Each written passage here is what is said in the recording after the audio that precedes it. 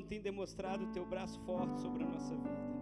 Pai, nós confiamos em Ti, confiamos que a provisão vem do Senhor, confiamos que o Senhor é aquele que tem todo o poder para nos abençoar, para fazer transbordar os nossos celeiros, em nome de Jesus, amém e graças a Deus. Senta, filho, hoje eu quero que tu me ouça. Você fica aí, filho.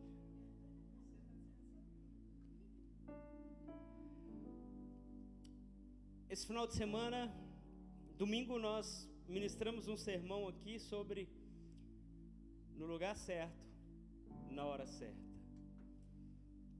E Deus, Ele sempre fala e continua falando e trazendo vida àquilo que é ministrado. E eu conversando com o Canu falou assim: pastor, e quando as pessoas atrapalham os planos de Deus? Eu falei, eita, por quê, gente? Todo sermão que Deus coloca no meu coração, ele é fruto de uma frase, ele é fruto de algo que eu ouvi e aquilo explodiu na mente do TDAH e eu não via mais nada a não ser aquilo. E quando eu vi essa frase, eu falei, ei, vou escrever um sermão sobre isso. Não atrapalhe, pode soltar, filho. Não atrapalhe os planos de Deus. Vira para quem está do seu lado e fala para ele: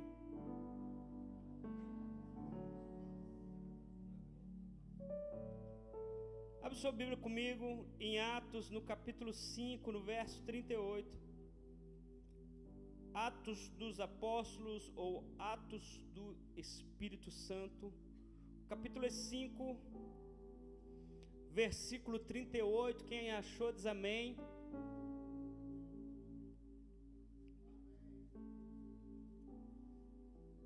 Está escrito assim: portanto, neste caso, eu os aconselho, deixem esses homens em paz e soltem-nos. Se o propósito ou atividade deles for de origem humana, fracassará. Se o proceder de Deus, vocês não serão capazes de impedi-los, pois se acharão lutando contra Deus. Somente até aí, feche teus olhos, curva a sua face. Pai, nós queremos te agradecer nessa noite, queremos render graças pela tua palavra, a tua palavra que é viva, a tua palavra que é alimento, a tua palavra que é sustento, a tua palavra que nos mantém de pé, é o alimento que nós alimentamos espiritual, que nos dá a condição de continuar caminhando. E nós já te agradecemos desde já pelo banquete que o Senhor tem preparado dia após dia para nós, alimento que tem nos sustentado, que tem nos fortalecido, que tem nos dado força para caminhar, capacidade para discernir. Nós queremos te agradecer e dizer: Pai, fala conosco nessa noite, encontre o nosso coração disponível, nos encontre, Pai, como a terra arada e preparada para a boa semente que é a palavra do Senhor. Nós declaramos nessa noite que haja sensibilidade, que haja discernimento, que haja uma capacidade de discernir e ouvir aquilo que os céus estão entoando nessa noite. Por isso nós declaramos em nome de Jesus: fala conosco, Pai, fala conosco em nome de Jesus, que seja a tua voz, o teu doce som dizendo para nós: eis-me aqui. Nós não queremos atrapalhar o plano do Senhor, pelo contrário, nós caminhamos debaixo do teu plano, Senhor, em nome de Jesus. E quem crê diz amém.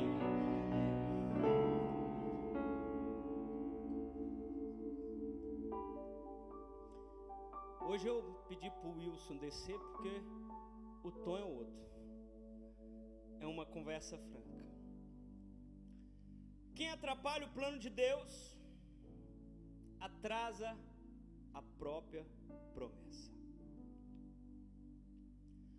Há momentos, gente, que Deus está se movendo, e às vezes nós vemos que é tão claro o mover de Deus, é de forma tão soberana, tão poderosa, que nós olhamos e falamos assim: ei, não há dúvida, não há dificuldade de perceber que Deus está se movendo.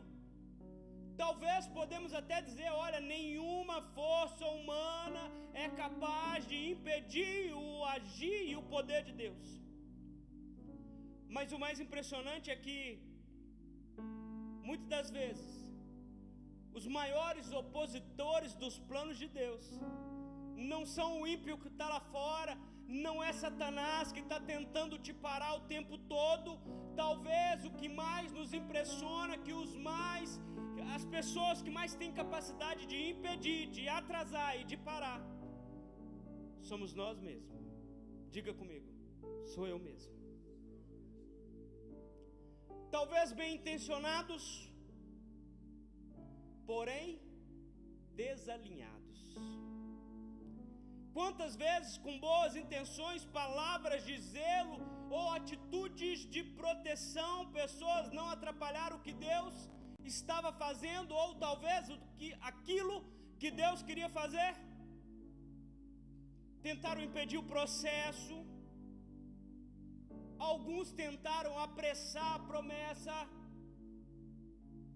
Alguns resistiram ao decreto e à palavra de Deus. Mas a questão é que Deus não negocia com vontades humanas. Deus não negocia que se hoje eu estou disposto a obedecer, mas amanhã não. Deus não negocia se hoje eu quero seguir os propósitos, ou amanhã eu acordei embirrado, virado e falou, hoje eu não quero mais.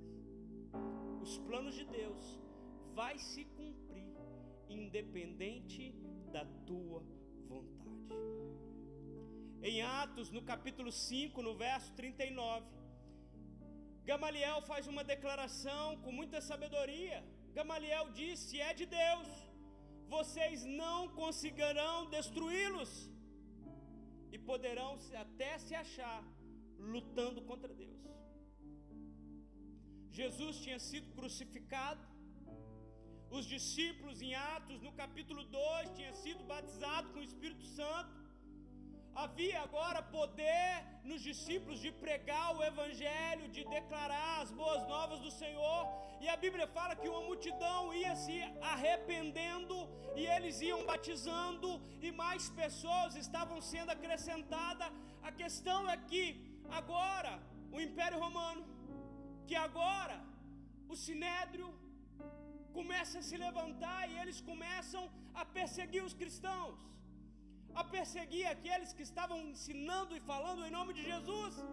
E Gamaliel, um dos rabinos mais conceituados da época, um homem sábio, ele disse, se é de Deus, não conseguiremos pará-los, porque corre o risco, um sério risco, da gente acabar lutando contra Deus. E quando a gente luta contra o irmão é muito tranquilo.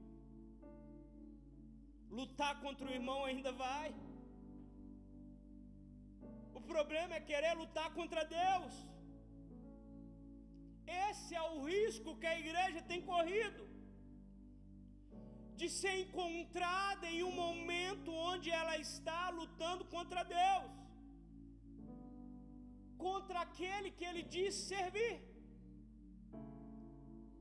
E esse sermão não é para quem está lá fora, é para quem está aqui dentro. Da gente achar porque fazemos em nome de Deus, estamos a favor de Deus. E talvez o que você faz a favor, e que acha que faz em favor de Deus, tenha atrapalhado. E sabe qual que acontece? A pessoa, quando ela, sem perceber, começa a lutar contra Deus, Deus começa a pesar a mão nela. E aí as coisas começam a não dar certo, e aí, sabe o que a igreja fala? Estou sendo perseguido. É demônio. É o diabo. Não! É você que está lutando contra Deus e não percebeu. Em vez de cooperar com a obra do Senhor, está resistindo. Em vez de submissão, está agora com interferência. E o pior, muitas das vezes nem percebemos que estamos no caminho errado. não estamos dispostos a ouvir porque achamos que vir num ambiente como esse nos torna certo e correto diante de Deus. Basta ir na igreja, basta fazer qualquer coisinha e eu pago a minha conta com Jesus, e agora minha dívida está paga. É igual a Sara, que vai todo dia na academia e fala, está pago de hoje. Mas eu creio que nessa noite o Espírito Santo nos confronta com uma pergunta: você está ajudando ou atrapalhando os planos de Deus? E antes que você responda com a sua capacidade intelectual, pergunta para o seu coração.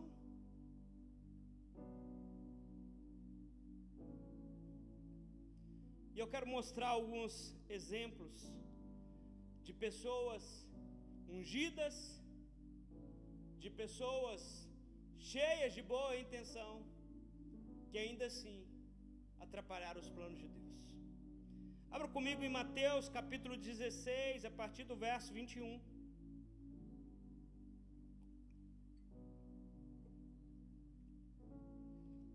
Quero mostrar para vocês Pedro, o zelo que atrapalha. Mateus 16, a partir do verso 21.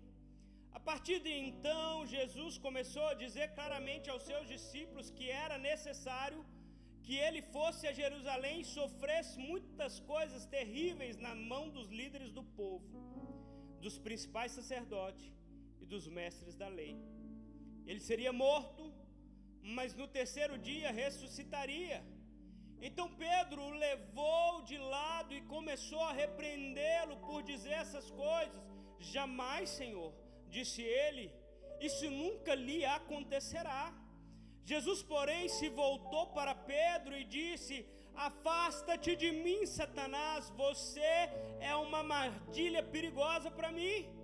Você vê as coisas apenas do ponto de vista humano e não da perspectiva de Deus. Pedro amava Jesus, sim ou não? Você ama Jesus, sim ou não? Mas Pedro acabou fazendo a coisa errada.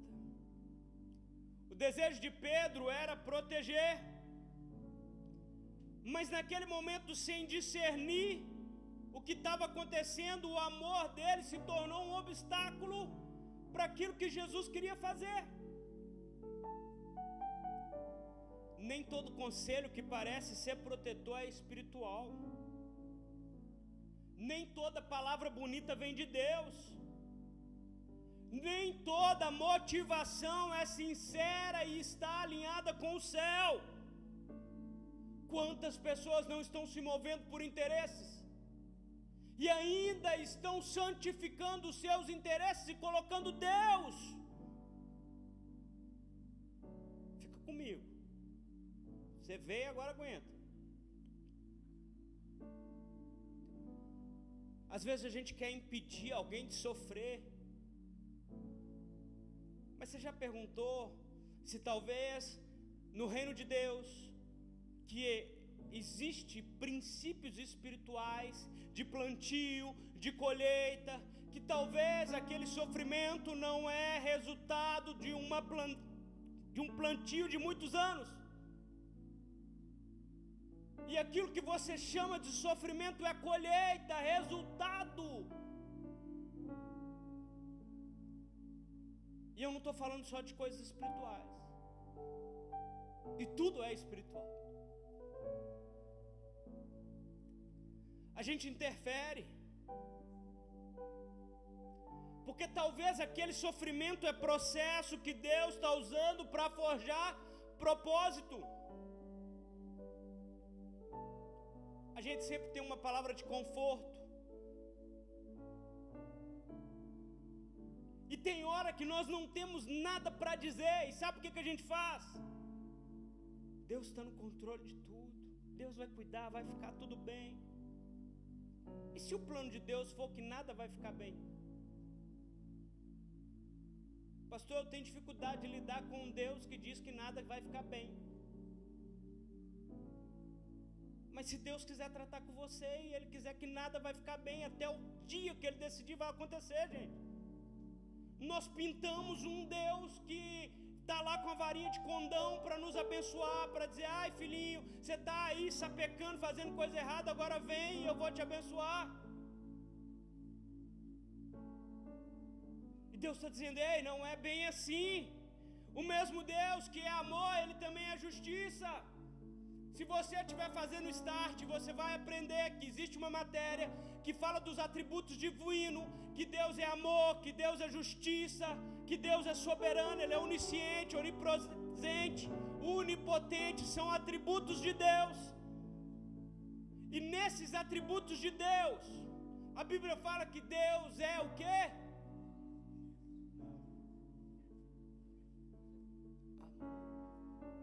Deus é?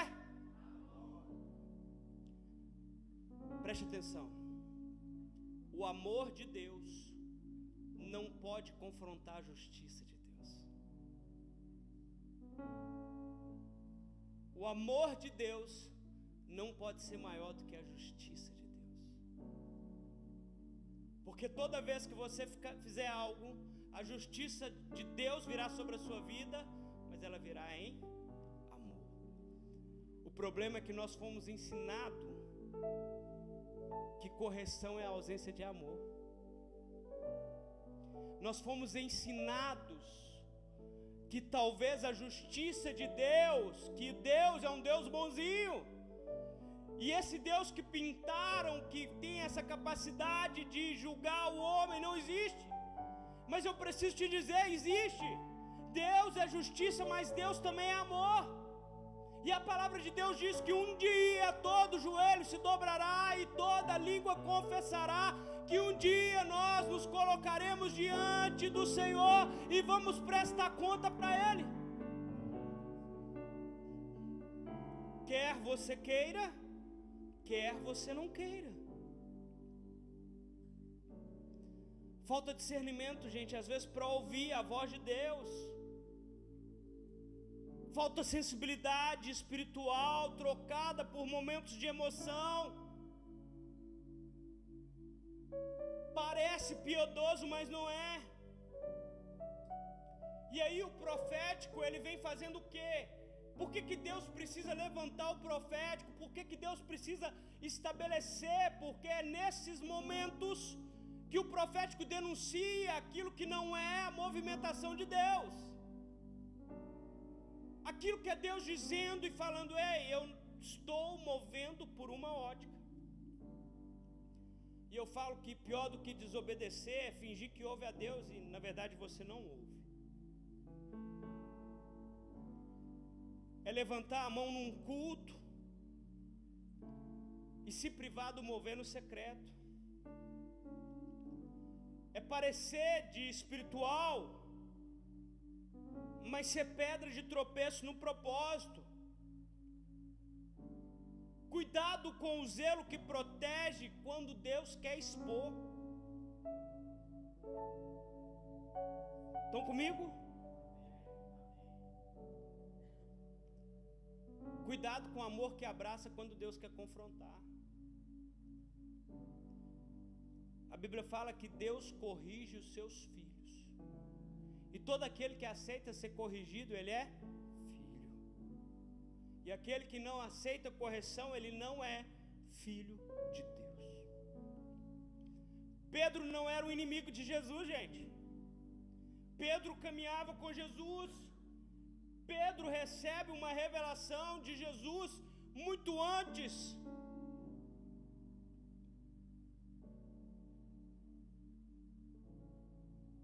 Pedro, quem diz que eu sou? Tu és o Cristo, o Filho do Deus vivo. Pedro era um inimigo, mas ele era um amigo desajustado do propósito de Deus. Ele era um amigo de Jesus que não conseguia de fato entender a vontade de Jesus.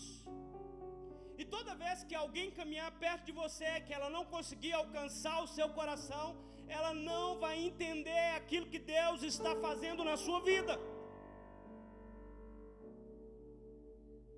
E sabe qual que é o mais forte de tudo isso, gente? Presta bem atenção.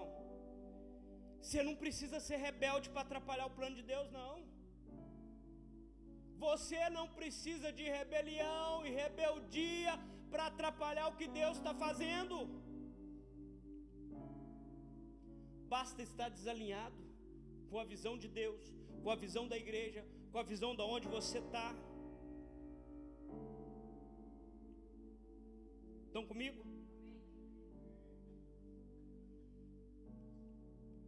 Fala comigo, ainda bem que eu vim. Jonas, no capítulo 1, no verso 1. Fugindo da missão e atrasando o milagre.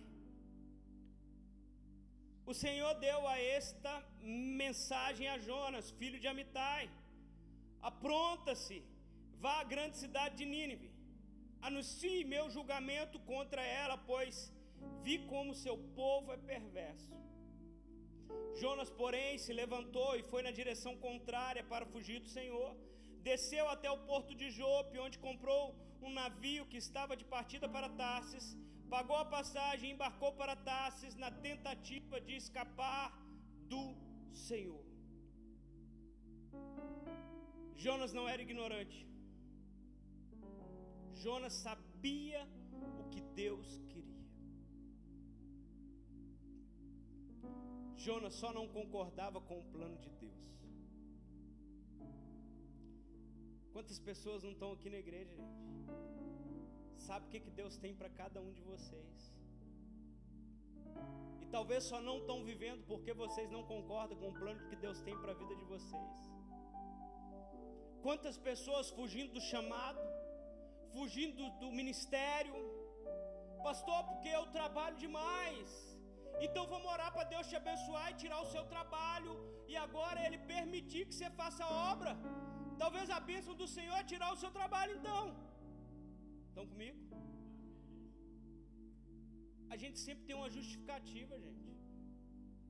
A gente sempre encontra em algum momento, em algum lugar, uma frase ou algo que conforte o nosso coração para nos justificar por que não estamos fazendo.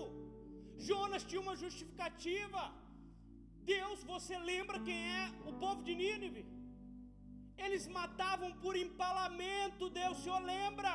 Vocês sabem o que é empalamento, gente? Não. Empalamento é quando se finca uma estaca e pega a pessoa e introduz pelo ânus ela naquela estaca e pendura ela assim.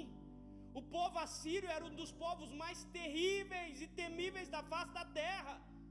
Matavam os judeus por empalamento. Jonas olha e fala: Deus, eu não concordo com o seu plano. E Deus diz: eu não preciso que você concorde, eu preciso que você obedeça.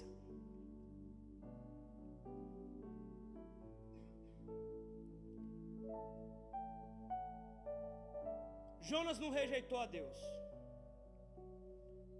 Ele rejeitou o lugar e o povo que Deus escolheu. E ao fugir, ele começa a tentar atrapalhar ou impedir o milagre que Deus iria fazer em Nínive. Talvez você está atrapalhando o milagre que Deus quer fazer na sua casa, no seu trabalho, na sua empresa, na sua família.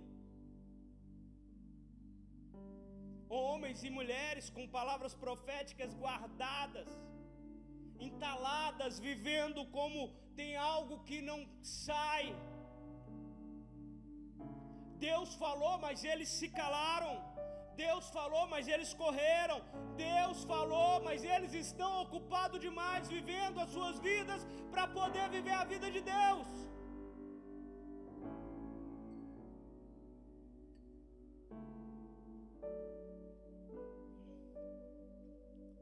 E sabe o que acontece quando você entra na rota de fuga? A tempestade esperava Jonas. A tempestade espera os fujões de Deus.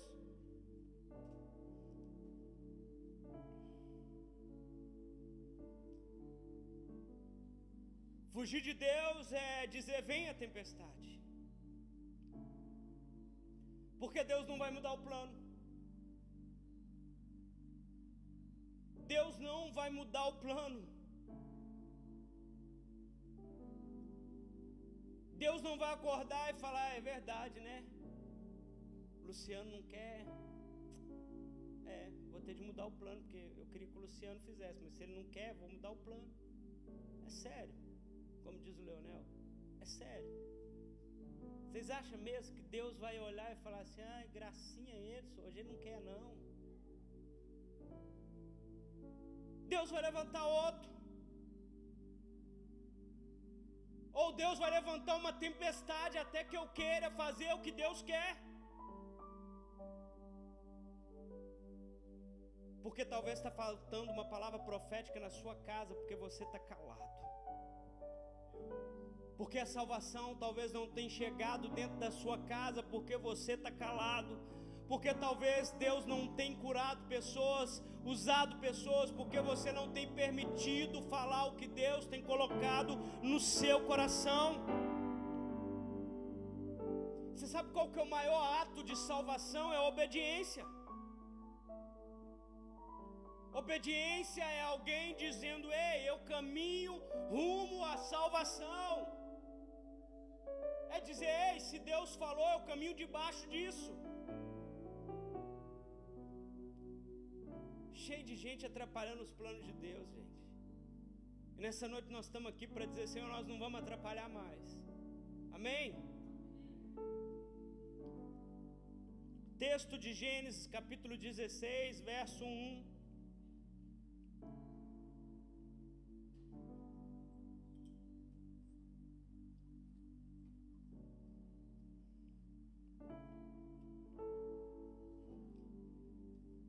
Gênesis 16, capítulo 1 diz assim: Sarai, mulher de Abraão, não lhe havia dado filhos. Ela tinha uma serva egípcia chamada Agar. Então Sarai disse a Abraão: o Senhor não me permitiu ter filhos. Vai e tenha relações com a minha serva. Talvez por meio dela eu consiga filhos. Abraão concordou com a proposta de Sarai. Assim Sarai, mulher de Abraão, tomou Agar, a serva egípcia, e a entregou por esposa a Abraão. Isso aconteceu 10 anos depois da chegada de Abraão à terra de Canaã. Abraão teve relações com Agar e ela engravidou. Quando Agar se viu grávida, começou a tratar a sua senhora com desprezo. Deus havia feito uma promessa. Quantos aqui tem uma promessa de Deus? Amém? Eu tenho várias promessas ainda que não se cumpriu, mas que irão se cumprir no tempo oportuno do Senhor. Ela tinha uma promessa, que ela daria à luz a um filho. Um filho viria por meio de Sara. O tempo passou, a fé nela gerar em si mesmo esfriou. Sara então propõe um atalho. Olha, talvez ela pensou: vou ajudar Deus. Vou ajudar Deus. Deus está com dificuldade. Deus não está sabendo o que fazer e eu vou ajudar Deus, porque eu já estou velha. E aí ela talvez não cria que Deus poderia ainda assim engravidá-la. Mas eu vou ajudar Deus. Eu tenho uma ideia. Cuidado com as ideias que vocês têm, que acham que é de Deus, mas não é.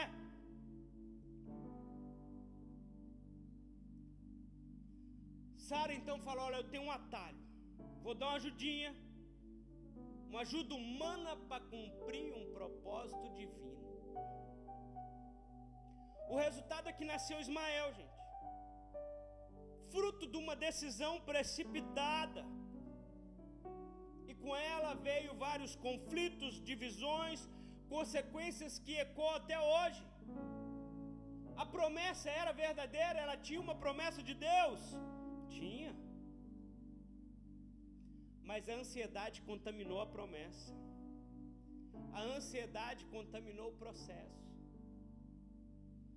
Tem gente que está tão ansioso para viver as promessas dele que ele está contaminando o processo de tal forma que ele, Deus me perdoa, nunca vai viver o processo de Deus.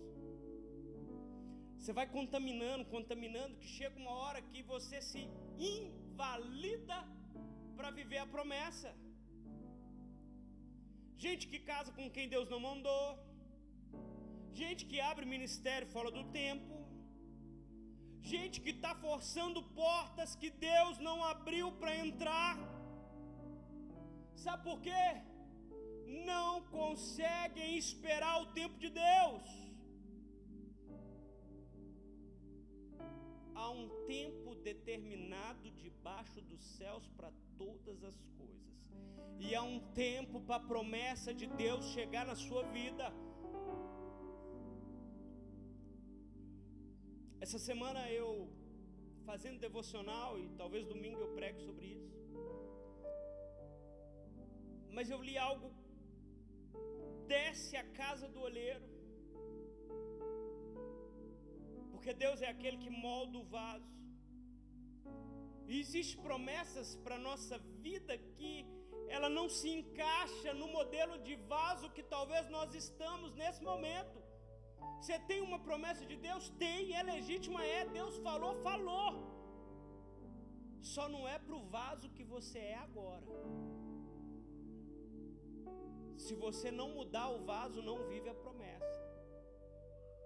Por isso que quando Deus diz, desce a casa do olheiro que eu vou te refazer, para que você viva a promessa que eu tenho, porque hoje quem és não corresponde àquilo que eu tenho para a sua vida. Estão comigo, gente, entendendo?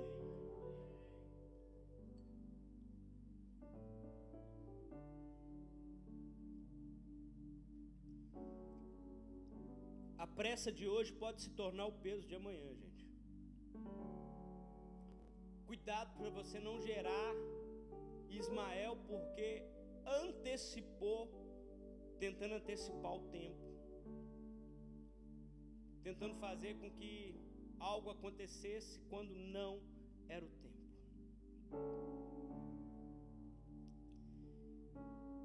Êxodo, estou no último, capítulo 7, versículo 13, diz assim: mesmo assim o coração do faraó continuou endurecido,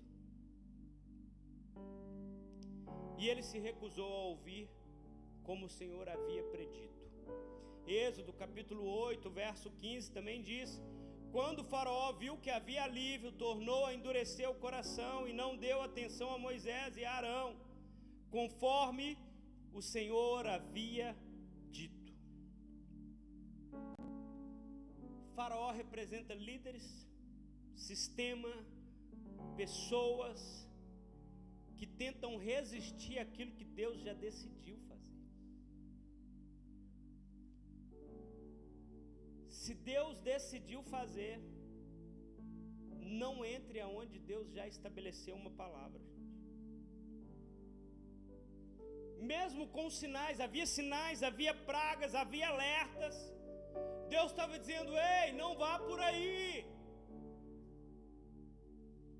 Eu estou com esse povo. Não entra. Mesmo com sinais, mesmo com tudo isso, ele resistiu. Porque ele estava naquele cenário que nós dizemos, estava lutando contra Deus. E todos que lutam contra Deus estão fadados a perder a derrota. Sabia que Deus era o Deus de Israel, que era um Deus real. Mas sabe o que faz a gente resistir a Deus? Sabe? Chama orgulho. Mas não sou eu que estou fazendo. Mas não é meu nome que está sendo cotado. Orgulho. Faraó não queria libertar o que Deus já tinha declarado livre.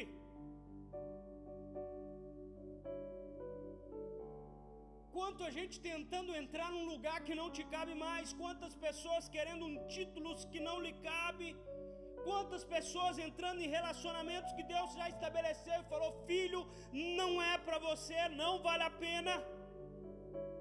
Quantas vezes Deus falando de ministério, estruturas ou pessoas que Deus já ordenou e disse: solta, deixa ir embora. Mas a gente quer controlar o que já foi decretado livre. A gente quer utilizar a nossa forma e a nossa capacidade para dizer: ei, eu também ouço Deus. E será que o problema não é porque você acha que ouve Deus?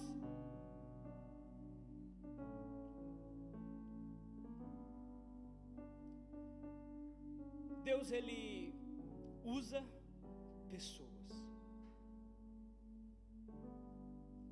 Deus sempre vai usar pessoas para te colocar em locais que só Ele pode colocar.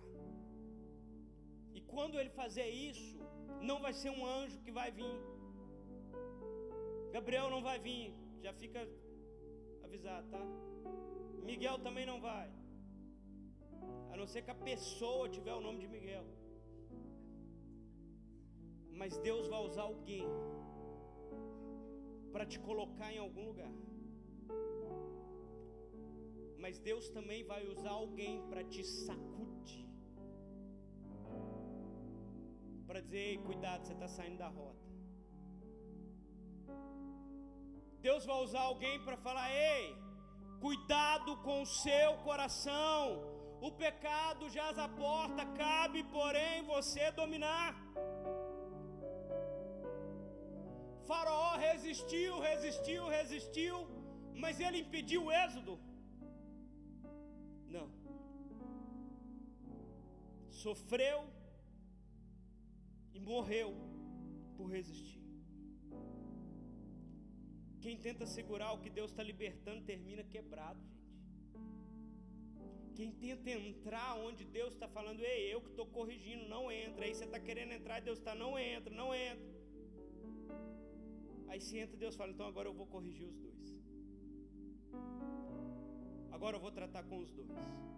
Um eu vou tratar porque eu já estava tratando, e o outro eu vou tratar porque você não me ouve. Porque você precisa aprender a me ouvir. E encerrando, você viu? Pedro, que por amor tentou impedir a cruz. Jonas, porque não concordava com a decisão de Deus, fugiu da missão. Sara, que por impaciência tentou acelerar o plano de Deus. E Faraó, que por causa do orgulho resistiu àquilo que era inevitável. Todos eles interferiram, gente, de formas diferentes no que Deus queria fazer. Mas em cada história dessa há um alerta: ninguém consegue frustrar os planos de Deus. Ninguém. Por isso que quando a gente diz: ei, se Deus tem um plano na sua vida, vai acontecer, vai fluir. Ninguém pode parar o plano de Deus a não ser você.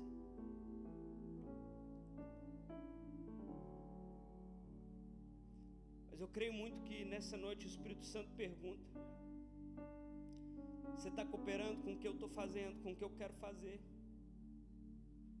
Ou você está atrapalhando? Você está sendo um instrumento ou um obstáculo?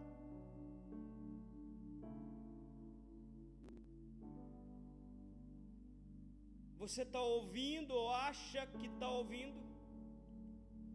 Você está obedecendo ou está disfarçando de obediência ou de religiosidade? Deus está se movendo.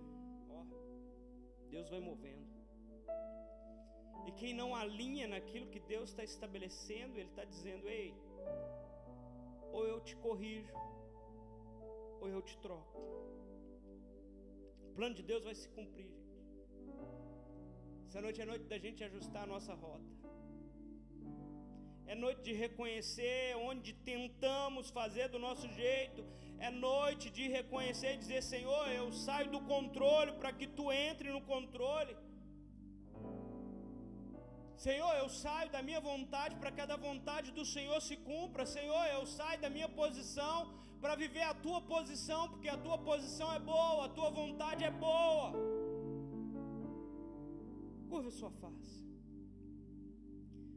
Senhor, nós declaramos: perdoa a resistência do meu coração. Perdoa, Senhor, a resistência, porque às vezes não percebo que o Senhor está movendo, porque às vezes não percebo que o Senhor está fazendo, e o pior disso, Deus, às vezes eu percebo que o Senhor está fazendo só porque não é do jeito que eu quero, eu não aceito. Ah, Senhor, alinha o meu coração com o Teu plano. Alinha meu coração com o Teu plano. Senhor, alinha meu coração. Acha em nós corações contritos e quebrantados, corações que não estão cauterizados para a Tua voz, corações que não estão, Senhor, com insensibilidade para aquilo que o Senhor está fazendo, para aquilo que o Senhor está falando.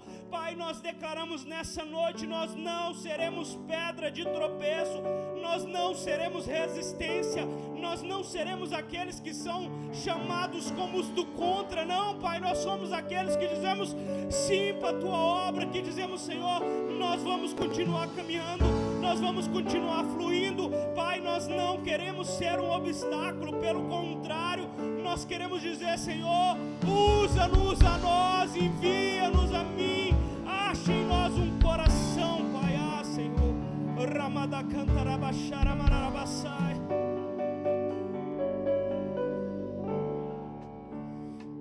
Ah, Deus, estou falando e estou ouvindo, Senhor. Não há nada pior do que viver uma vida achando que está fazendo a vontade de Deus e na verdade não estamos. Estamos em busca dos nossos interesses próprios, dos nossos desejos, das nossas convicções. E que ninguém se ache melhor do que ninguém.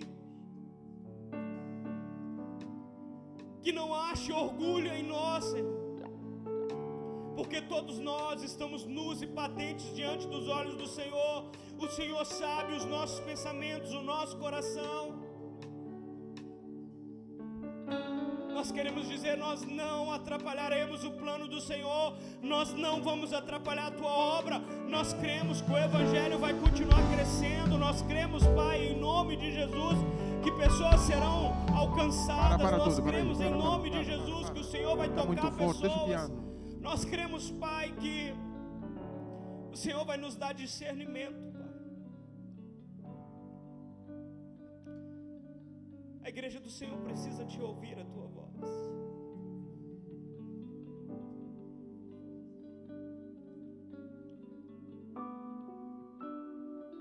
A igreja do Senhor precisa ouvir a Tua voz, Pai.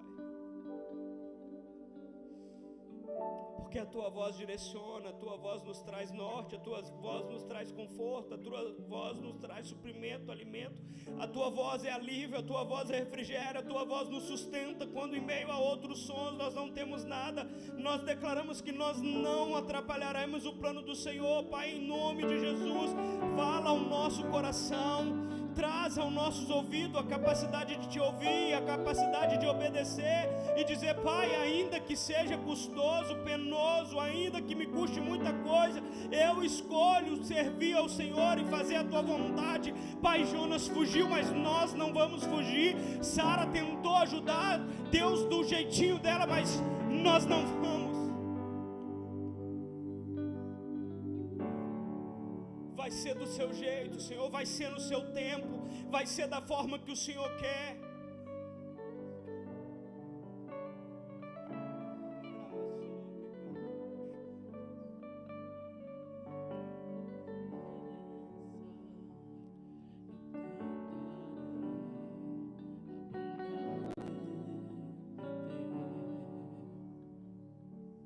Te amo, Deus, Tua graça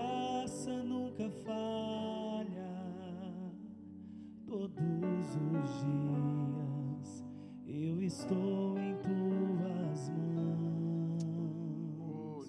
Mesmo quando me levanto até eu me deitar, eu cantarei da bondade de Deus. 2, 3, a situação leve. És fiel em todo tempo, em todo tempo tu és tão bom. Com todo fôlego que tenho, eu cantarei da bondade de Deus. Doce voz, tua graça nunca falha, doce tua presença me conforta. Sei que és meu Pai e que amigo és. Eu vivo na bondade de Deus. És fiel em todo tempo, em todo tempo tu és tão bom. Com todo fôlego que tenho, eu cantarei da bondade de Deus. És fiel em todo tempo, em todo tempo tu és tão bom. Com todo fôlego que tenho, eu cantarei da bondade de Deus.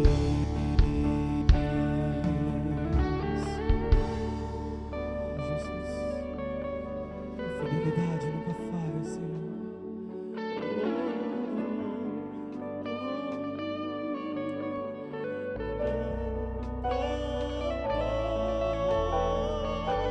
Com todo fôlego que tenho, eu cantarei da bondade de Deus. Aleluia. Se coloque de pé no seu lugar.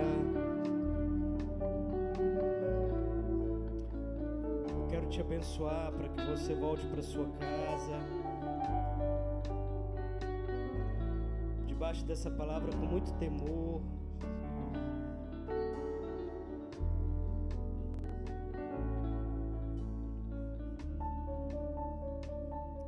Mas com esse entendimento tão claro, tão claro, tão claro, que nós não atrapalhemos os planos de Deus, amém? Estende suas mãos, eu quero te abençoar. Pai, eu abençoo cada irmão que está aqui nessa noite. Eu oro para que o Senhor conduza eles de volta para sua casa. Aquele que vai pegar um táxi ainda, aquele que vai de Yango, aquele que vai no seu próprio carro, que o Senhor os conduza, Senhor. Leva eles debaixo da tua mão poderosa, cuide deles, sustente eles, leve eles em paz, Senhor. Que você chegue em paz na sua casa, que você durma o sono do justo nessa noite e que o Senhor te visite e fale ao teu coração. Vá em paz, que você tenha um restante de semana abençoado, em nome de Jesus.